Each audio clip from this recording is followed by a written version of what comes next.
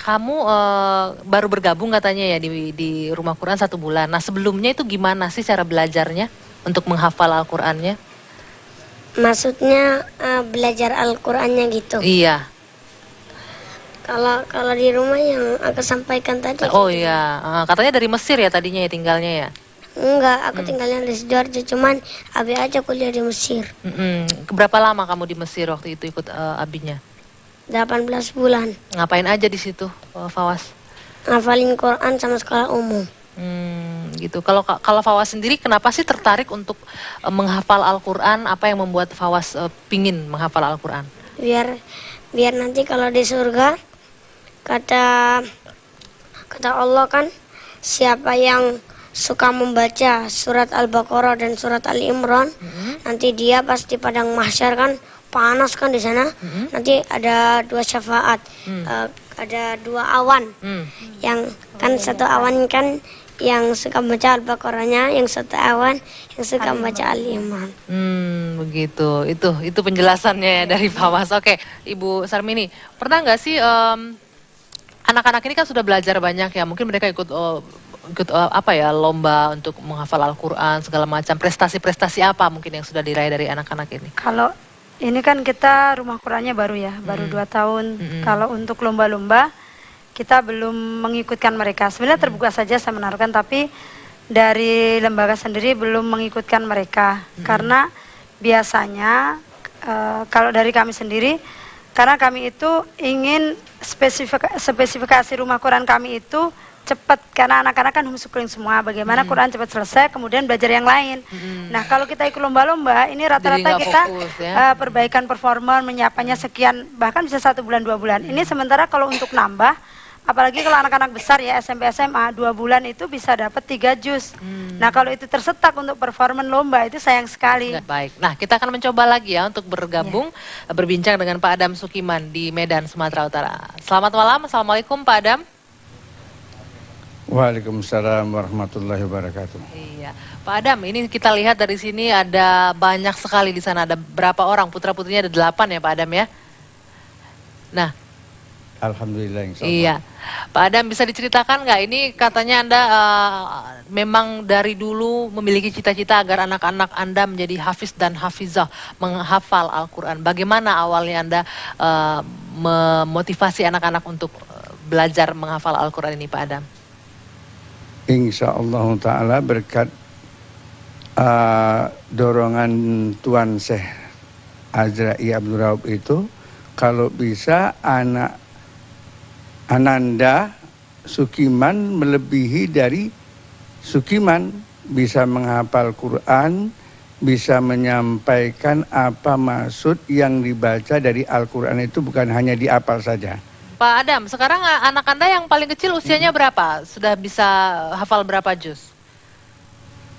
Insya Allah dia karena sudah lanjutan atas kelas SMA kelas 1 naik kelas 2, dari mulai kelas 1 tetap ngapal, tetapi tidak seperti dulu. Kalau dulu 1 hari itu 1 lembar, dari mulai kelas 1 SD insya Allah saya terapkan harus bisa 1 lembar. Tapi tidak tinggal balik. Sudah kelas 3, kelas 4 barulah dia timbal balik 1 lembar. Baik Pak Adam, nanti kita akan lanjutkan perbincangan ini. Mungkin kita juga akan berbincang dengan putra-putrinya, tapi kita harus jeda dulu sejenak. Meja Bundar kembali saat lagi.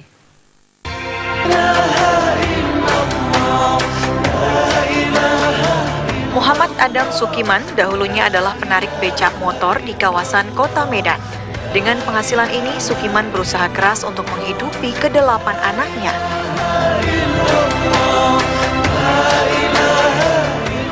Kehidupan Sukiman kian hari berubah menjadi lebih baik. Pesantren kecil yang dia bangun dari jerih payahnya itu adalah hasil kerja keras dan prestasi ke-8 anaknya yang mampu menjadi penghafal Al-Quran dan meraih berbagai prestasi di tingkat lokal maupun nasional. Kesehariannya kini hanya menjadi guru dibantu istrinya, Budi Nur Aini, di pesantren yang ia bangun. Puluhan anak-anak yang berada di sekitar rumah maupun dari daerah lain belajar di gedung sederhana yang ditempatkan di rumahnya di Jalan Sejati Gang Ustad, Kecamatan Marindal, Kabupaten Deli Serdang. Mengajar anak-anak bagi Mustafa Ismail, Ilham Habibi, dan Muammar menambah kembali kajian dan daya ingat mereka tentang ayat-ayat Al-Quran. Bagaimana cara Sukiman mengajari anak-anaknya menghafal Al-Quran? Caranya cukup sederhana dan kedisiplinan pastinya. Pria yang juga menjadi pendakwah di kota Medan ini memulai mengajarkan anak-anaknya dengan ayat-ayat pendek setiap hari. Tidak hanya menghafal, Sukiman juga menyempatkan mengasah tajwid atau aturan dan pedoman membaca Al-Quran kepada anaknya. Dari belajar membaca Al-Quran hingga menjadi hafiz, kini dirinya meraih berkah rezeki yang menopang perekonomian keluarganya. Prestasi anaknya pula membawanya ke tingkat yang lebih baik. Ya, kita lanjutkan kembali Meja Bundar. Sebelum berbincang ke Medan, ada dari keluarga Pak Adam Sukiman. Sekarang juga sudah bergabung bersama saya keluarga Ibu Wiryaningsih. Selamat malam Bu Wiryaningsih, Assalamualaikum. Waalaikumsalam Iya. warahmatullahi wabarakatuh. Selamat malam. Iya, ini Mbak Anggi. putranya ya Bu ya? Ya, Muhammad Basir. Khalil Basir. Usianya 18 tahun, Iya. seorang hafiz Quran juga. Alhamdulillah. Alhamdulillah. Nah, sebelum ke Basir saya mau ke Ibu dulu, Bu Wiwit. Ya. Apa sih yang dirasakan Ibu? Ini kan Anda punya putra-putri 11 orang ya? Alhamdulillah, tinggal 10 sekarang. Ya, ada 10 orang. Semuanya hafiz dan hafizah. Sedang menghafal Sedang semuanya. menghafal Alhamdulillah. semuanya. Bisa diceritakan nggak Bu, apa nih yang menjadi motivasi bagi Ibu untuk mengajarkan anak-anak menghafal Al-Quran? Ya. Pertama memang ini harus dipahami oleh kita semua Mbak Anggi ya, bahwa umat Islam ini harus meyakini bahwa Al-Quran itu adalah kitab suci, petunjuk buat kita semua. Nah yang kedua memang mencintai Al-Quran itu bagian dari hidayah dan hadiah dari Allah. Nah karunia inilah memang yang diberikan oleh Allah kepada kami dan kita semua, mungkin termasuk anak-anak di sini, tidak diberikan kepada setiap orang. Tapi memang kecenderungan kita semua ini akan diarahkan oleh Allah. Allah akan memberikan sesuai dengan kecenderungan kita. Jadi proses mencintai Al-Quran ini adalah sebuah proses yang tumbuh dari hati kita semua, karena memang pertama ini adalah hidayah dari Allah. Dan kita meyakini bahwa dengan Al-Quran insya Allah kita akan bahagia di dunia dan akhirat. Nah, itu kuncinya bahagia dunia dan akhirat. Betul. Apa sih yang sudah Anda rasakan Ibu Iin, mungkin dengan keluarga juga, manfaat-manfaat seperti apa yang dirasakan oleh keluarga terutama dengan menjadi hafiz dan hafizah ini? Ada sebuah hadis Rasulullah SAW. Innallaha minan nas ahlin kilamanhum ya Rasulullah qala ahlul Quran hum ahlullah. Jadi yang kami rasakan bahwa orang-orang yang disebut keluarganya adalah orang-orang yang mereka disebut ahlul Quran, yaitu orang yang menjaga Al-Quran, keluarga yang menjaga Al-Quran. Kami merasakan selama ini adalah keberkahan di dalam keluarga. Ya Alhamdulillah kami merasakan begitu banyak kemudahan, keberkahan, rahmat Allah diturunkan kepada keluarga kami. Salah satu yang kami sangat rasakan adalah anak-anak kami kemudian seiring dengan itu berprestasi semuanya. Apa tuh, boleh diceritakan nggak apa saja prestasinya anak? Baik dari satu sisi capaian prestasi akademiknya, rata-rata ranking 1 di kelasnya.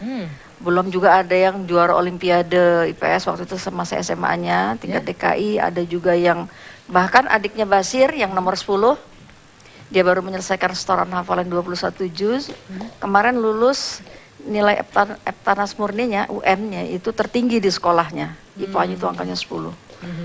Jadi insya Allah dengan kita menghafal Al-Quran bahkan akan merangsang bagian-bagian otak yang lainnya itu untuk juga memudahkan belajar. Itu berpengaruh ya? Berpengaruh juga bagi anak-anak untuk karena menghafal itu kan merangsang pertumbuhan hafal. sosial otak kita dan kemudian merangsang juga yang lain. Hikmah yang lain adalah juga insya Allah dengan kita mengajarkan Al-Quran kepada anak-anak sejak kecil, Allah akan menjaga anak-anak kita sebagaimana kita menjaga Al-Quran. Al-Quran itu ya. Jadi Al-Quran kita taruh di dada mereka, Al-Quran dibawa oleh mereka, dan insya Allah Al-Quran akan menjaga perilaku dan akhlak mereka, insya Allah. Nah ini dari orang tuanya seperti itu. Nah dari anaknya, dari Basir. Kamu sendiri merasakan nggak Basir manfaat dengan hafal ya 30 juznya itu ya? Alhamdulillah. Al-Quran, alhamdulillah hafal. Merasakan nggak sendiri apa manfaat-manfaat dari menghafal Al-Quran ini? Tentu ya, sangat merasakan sekali. Banyak sekali hingga saya sendiri kadang sempat lupa. Tadi sebelum diingetin sama ibu saya sempat lupa. Sebenarnya apa manfaat Quran buat saya? Karena saking banyaknya. Di antaranya, alhamdulillah ya, saya sudah umroh 4 kali. Ya. Dan seluruhnya karena ya Allah membalas ganjaran dari hafalan Al-Quran tersebut ya. Dua dari 4 ini adalah hadiah dari Arab Saudi.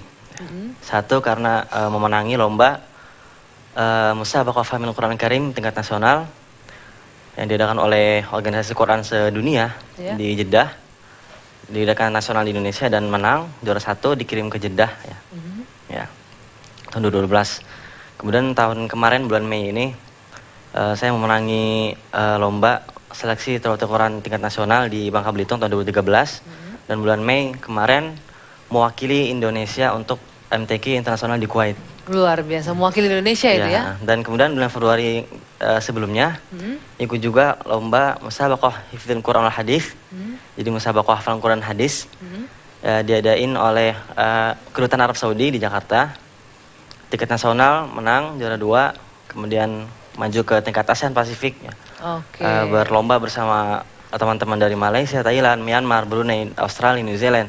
Alhamdulillah mendapat posisi kedua dan diberikan oleh Raja Arab Saudi hadiah uang, umroh dan kemudian haji dari tahun ini.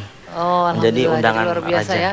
Berarti Basir merasakan sendiri dengan menghafal Al-Quran, bisa berprestasi di mana-mana gitu ya, dan memberikan manfaat juga buat orang lain begitu ya. Sangat. Iya. Sekarang dari Ibu Wiwi dan Basir dan Ibu Sarmini, kini kita akan berbincang kembali dengan keluarga Pak Adam Sukiman di Medan, Sumatera Utara. Ada Ali, putra dari Pak Adam. Selamat malam, Assalamualaikum Ali. Waalaikumsalam, Mbak. Iya, Ali mungkin bisa diceritakan sedikit Ali, usia berapa Anda mulai belajar untuk menghafal Al-Quran? Kalau saya pribadi dimulai dari SD, Mbak. Ada kesulitan nggak Ali SD. pertama kali ketika mengenal Al-Quran, membaca Al-Quran, ada kesulitan nggak untuk menghafal ayat-ayat suci ini? Subhanallah, tentunya kami ini diajarkan oleh orang tua kami, tidak mulai dari Iqra maupun Alif Bata, namun akan tetapi langsung dengan Al-Quran. Orang tua kami membacakan satu ayat contohnya, misalnya A'udzu billahi minasyaitonir rajim. Alif Lam Mim. Nah, jadi orang tua kami itu berulang-ulang sampai 10 kali dibacakan, kami hanya mendengarkan saja. Nah, kami dari abang-abang saya, kakak saya, adik-adik saya itu belum paham ataupun belum ngerti baca Al-Quran. Tapi Belum dengan bisa membaca, mendengarkan ya? orang tua kami, mendengarkan orang tua kami baca Al-Quran, alhamdulillah langsung kami masukkan ke dalam memori otak kami, alhamdulillah langsung kami hafal. Baik, terima kasih Ali Mutar doa atas waktunya beserta keluarga dan keluarga Pak Adam Sukiman. Terima kasih, mereka merupakan satu keluarga yang menjadi hafiz dan hafizah. Sama dengan keluarga Ibu Wiwi juga di sini ya. Kita akan berbincang lagi nanti terkait dengan hal ini usai jeda saat lagi di Meja Pundar. Ke Bu Wiwi. Bu Wiwi, apa sih yang menyebabkan anak-anak ini seperti yang tadi kita lihat sangat mudah untuk bisa menghafal Al-Quran? Ya. Pertama memang ini jaminan dari Allah Subhanahu wa taala. Itu disebutkan di dalam surat Al-Qamar sampai 4 kali ya. Walaqad yassarnal Qur'ana lidzikri fahal min muddakir. Jadi sampai walaqad itu lakot itu sungguh-sungguh gitu. Benar bahwa Al-Qur'an akan dimudahkan buat kita semua untuk mengingatnya. Itu jaminan oleh Allah. Nah, jaminan Allah ini tidak sekedar jaminan tapi dibuktikan dengan otak yang Allah berikan kepada kita. Nah, dalam perkembangan usia anak 0 sampai 7 tahun itu disebut oleh para pakar neuropsikologi sebagai saat emas anak-anak untuk bisa menyerap apa saja yang dia dengar, dia rasakan, dia terima. Kadang-kadang tanpa perlu kita ajarkan secara lafal, dia mendengar saja dia akan bisa cepat seperti kaset akan merekam semuanya begitu. Seperti tadi keluarga Pak Adam tadi ya, dengan termasuk tadi adinda kita, anak-anak kita, Fawaz dan anak-anak semua di Utruja ini. Itu suatu pembuktian tentang kebenaran Al-Quran. Ya, karena ada seorang sahabat namanya Abdurrahman As-Sulami, karena membuktikan itu ya, membuktikan Al-Quran tadi dan kemudian membuktikan sebuah hadis Rasulullah, khairukum man ta'allamal Qur'ana wa 'allamahu. Sebaik-baik kalian adalah orang yang belajar Al-Quran dan mengajarkannya. 40 tahun dia duduk hanya untuk melakukan belajar dan mengajarkan Al-Quran. Jadi kalau anak-anak kita sudah sejak dini tadi 0 sampai 7 tahun dimaksimalisasi, istilahnya dipenuhi otaknya dengan Al-Quran, insya Allah ini akan menjadi Al-Quran yang berjalan. Begitu ya. Diberikan kemudahan oleh Allah. Bahkan bukan hanya Al-Quran saja, kecerdasan sosialnya, kecerdasan emosinya, termasuk dari kecerdasan yang intelijensinya. Iya, iya. Saat saya melakukan penelitian terhadap 10 anak yang rata-rata mereka menghafal Al-Quran di atas target hafalan sekolah, ternyata terbukti bahwa prestasi akademiknya juga nilai rata-ratanya antara 8 sampai 10 angkanya, dan kemudian kepemimpinan leadership di sekolahnya juga bagus. Ya. Nah, ini Ibu Sarmini yang juga berpengalaman. Anak-anak didik Anda ini juga di usia-usia yang sangat muda ya mereka untuk mulai menghafalkan Al-Quran. Iya. Jadi ada kemudahan-kemudahan di situ untuk mereka menghafalkan Al-Quran. Anda lihat sendiri seperti itu ya? Iya, Masya Allah. Karena kalau Bu Ustazah Wiwi tadi kan putranya sendiri barangkali Iya. lebih ada sisi homogennya karena ayah bundanya satu. Kalau kami kan ayah bundanya banyak beragam. Dari mulai ada yang punya dalam tanda petik ya permasalahan sosial, ada yang mungkin yang ketika masuk itu ada punya permasalahan sisi akhlak, ada yang masuk punya permasalahan akademis dalam tanda petik mungkin ada remedi-remedi awalnya di sekolahnya. Masya Allah seiring dengan Qurannya banyak, karena kita kan intensif tadi ya tiap hari, perolehan Qurannya makin lama makin banyak. Kalau awalnya hanya bisa 3 baris 5 baris, karena sudah diasah, ibarat mobil itu udah dipanasi, udah panas tinggal ngebut. Jadi pada akhirnya bisa 2 halaman, sekian halaman, dan seiring dengan itu prestasinya juga naik. Yang Prestasi awalnya, akademis juga bagus. iya, yang awalnya remedi-remedi, nggak ada lagi yang remedi-remedi. Yang awalnya sosialnya hanya mojok, nggak mau ngomong, maunya ngapal doang, akhirnya bisa bertegur sapa. Dan yang lain-lain.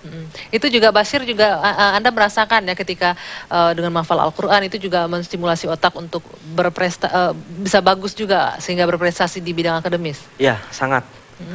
Jadi ya tadi terbiasa menghafal Al-Quran yang potongan-potongannya itu kecil-kecil ya, huruf-huruf itu kan sulit ya. Kalau baru awal membaca. Dan ketika sudah terbiasa dengan baris-baris yang mepet-mepet dan ketika kita terapkan ke hafalan-hafalan pelajaran, Cepat itu belajarnya. cepat sekali. Oke. Dan terbukti di kelas saya,